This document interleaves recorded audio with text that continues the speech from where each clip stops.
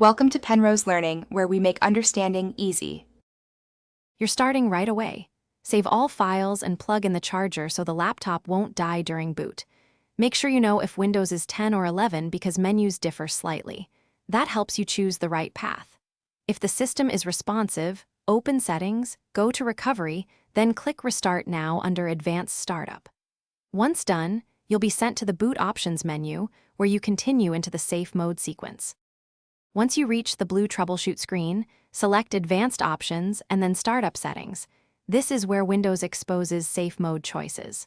Click Restart and watch the numbered list appear. Options 4, 5, and 6 correspond to different safe modes. You typically press 4 for Basic Safe Mode, 5 for Safe Mode with Networking, or 6 for Safe Mode with Command Prompt. Make sure to note which number you need before you press it, because the system will immediately change modes after your selection. After selecting a safe mode, sign in and look for the safe mode label in screen corners to confirm success. Then perform your repairs or diagnostics.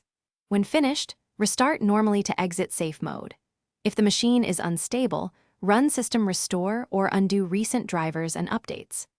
If nothing boots, power off and try F2 to enter BIOS or F12 for boot options to check drive detection. And